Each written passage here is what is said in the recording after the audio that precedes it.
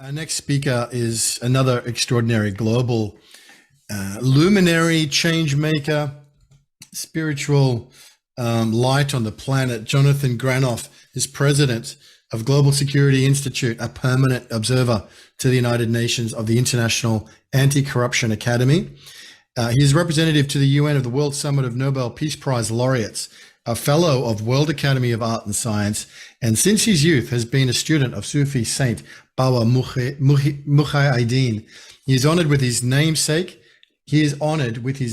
Having been given the name of Ahmed Muhyiddin. Ahmed Muhyiddin, welcome, Jonathan Granoff. It's wonderful to have you with us. Thank you so much, Jonathan, for being here. Thank you, Ben. Many of the discussions that I've heard today are dealing with the space between us. I call that the political realm. And that's very important. But I thought that the theme of this was about evolution. So I had planned on talking about that and the human purpose and what is our sacred purpose. Our sacred purpose is not found in de jure institutions. The institutions of law that we create, states, just back up, the modern state was created for the purpose of separating people, separating Protestants and Catholics in the 17th century who were slaughtering each other in Central Europe.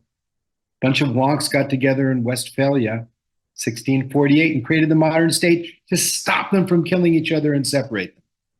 So the states that we have, the system of states, was formed to separate people. And the problems we have today, our moment in the evolution of the relationship between humanity and the planet, requires us to come together.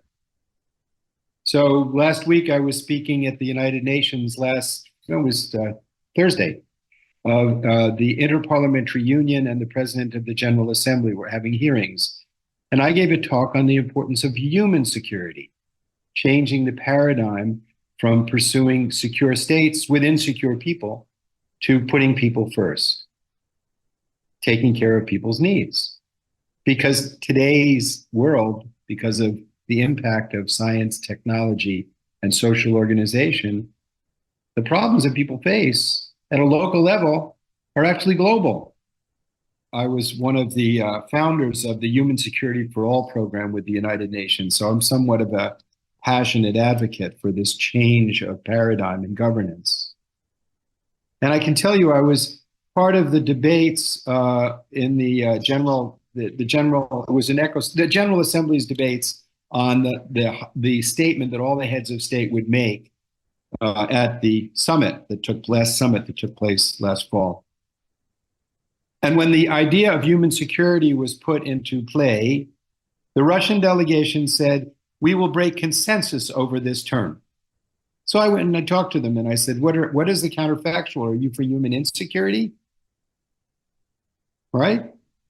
They didn't know. I said, well, that's not good enough. In other words, they had orders. They were not really able to give me an explanation. They came back the next day and they said, we're concerned that this doctrine will be used to violate our sovereignty under the doctrine of responsibility to protect.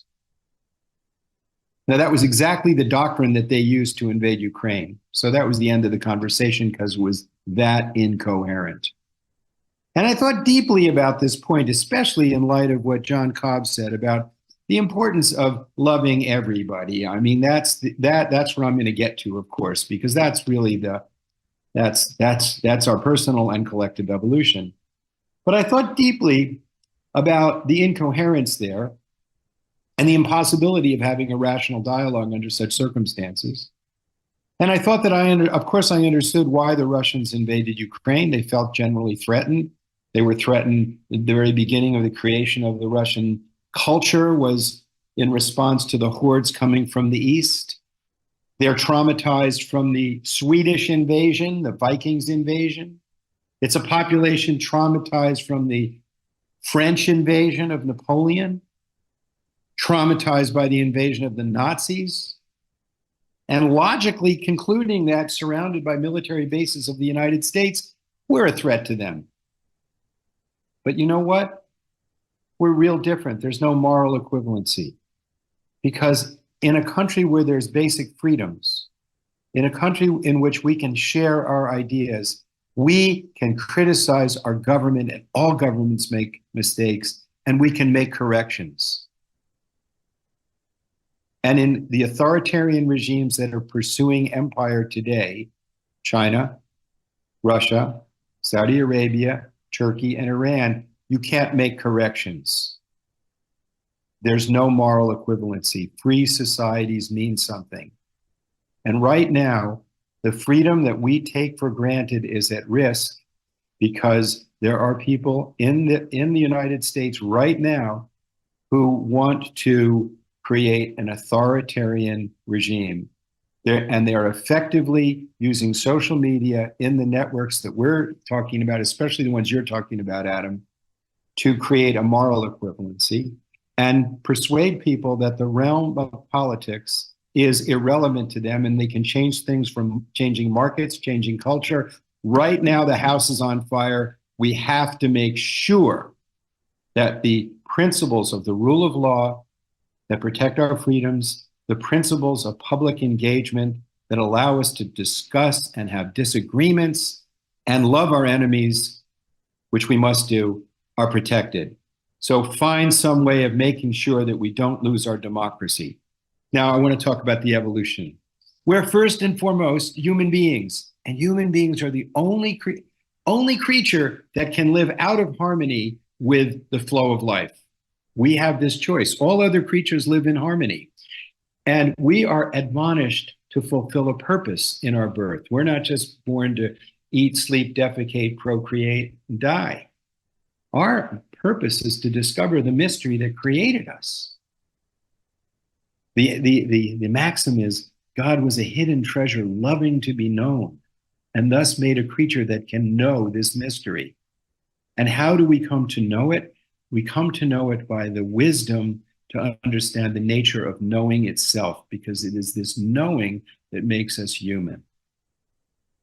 And the foundation of that knowing is directly connected with wisdom. And wisdom is that consciousness that arises from the attributes of the divine in the human heart: love, compassion, patience, tolerance, justice, humility. And what are the characteristics of those qualities? They free us from the illusion of separation. And the qualities that take us into separation, anger, falsehood, jealousy, pride, prejudice, all of those qualities lead to the hidden nature. The hidden nature. The self is hidden and the mystery is hidden.